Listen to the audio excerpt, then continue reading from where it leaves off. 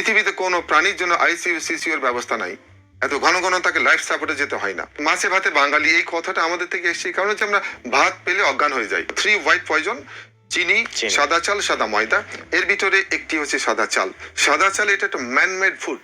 আমরা যদি প্রচুর এনার্জেটিক থাকতে চাই, প্রাণবন্ত থাকতে চাই এবং দীর্ঘজীবী হতে চাই, আমাদেরকে প্রতিদিন 70% জীবন্ত খাবার খেতে হবে।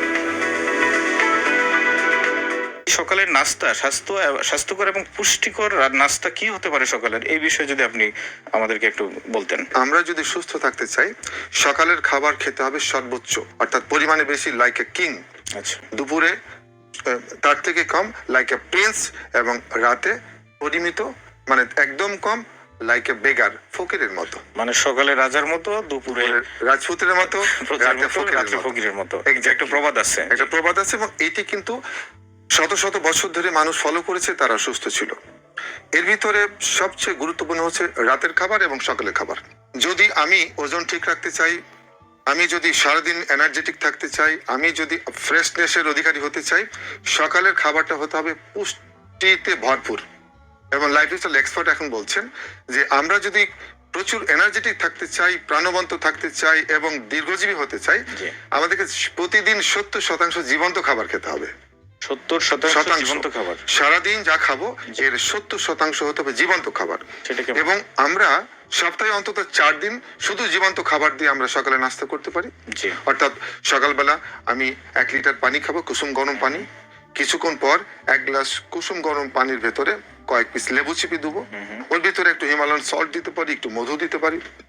এরপর কিছুক্ষণ পর, এই সময়টা নির্ভর করছে আপনার ব্যস্ততার উপরে, আমি একটু সাইট্রাস ফল খেতে পারি, জাম্বুরা, কমলা, মালটা, এই জাতীয় ফলগুলো দেন, এবং এগুলো সবই জীবন্ত।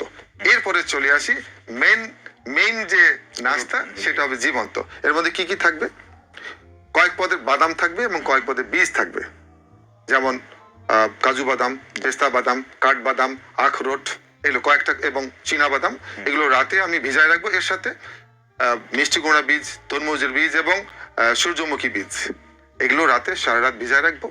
সকালবেলা ভালো করে ধুয়ে নিয়ে 2 থেকে 3টি খেজুর অথবা একটা পাকা কলা, একটু টক দই, এর সাথে একটু 1 বা 2 পিস কাঁচা রসুন, 1 টুকরো কাঁচা আদা, 1 টুকরো কাঁচা হলুদ এবং অল্প একটু কালো জিরা, সবগুলোকে আপনি মাখিয়ে এবং সাথে একটু মধু।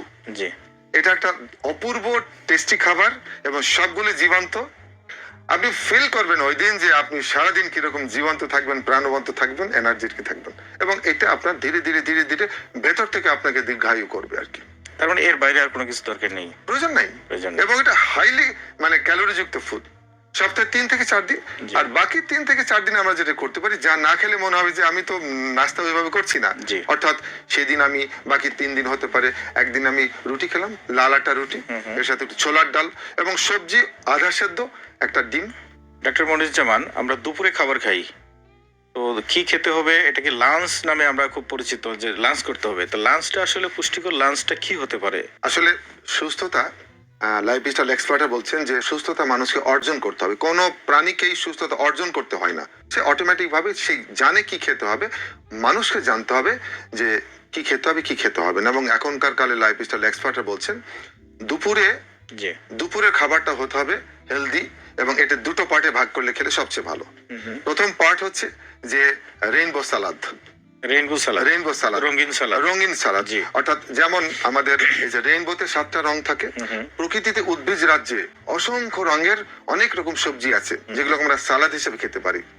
শসা, টমেটো, গাজর, ক্যাপসিকাম কয়েক রঙের আছে, টমেটো কয়েক রঙের আছে, গাজর আছে, তারপর হচ্ছে বিট। সবকিছুকে আমি সেইভাবে চিকন চিকন করে কেটে, ওর সাথে আমি কাঁচা পেঁয়াজ দেবো, কাঁচা মরিচ দেব, অল্প একটু সরিষার তেল দেবো, কিছু টক দই দিতে পারি, তারপরে আমি একটু হোমমেড আমি সস দিতে পারি, তারপরে একটু ধনে পাতা, পুদিনা পাতা চমৎকার ভাবে মিশানোর পর প্রথম প্লেট হিসেবে এটা খেয়ে ফেলতে হবে, প্লেট 1। আচ্ছা, তাহলে হবে কি, এটা একটা জীবন্ত খাবার, যাকে যে দিলাম সব জীবন্ত। এরপর 15-20 মিনিট বা আধা ঘন্টা পর আমি যে প্রচলিত খাবার খাবো, এই প্রচলিত খাবারটা হতে হবে হেলদি।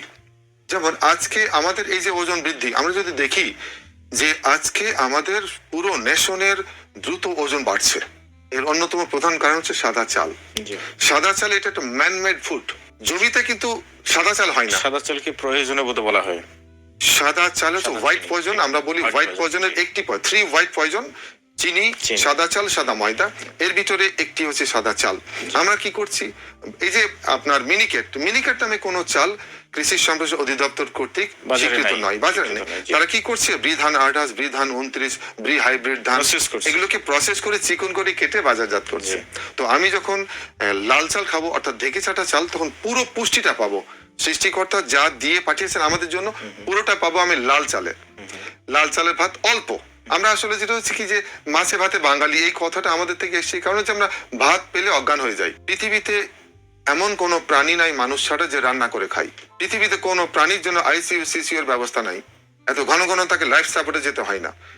এখনকার কারণ মডার্ন লাইফস্টাইল এক্সপার্টরা বলছেন যে আমরা যদি এই সিসিউ অ্যাভয়েড করতে চাই, আইসিইউ অ্যাভয়েড করতে চাই, সারাদিন প্রাণবন্ত থাকতে চাই, জীবন্ত খাবার বেশি খেতে হবে এবং 3 বেলাতেই ভাগ করে করে এটাকে ঢুকাতে হবে।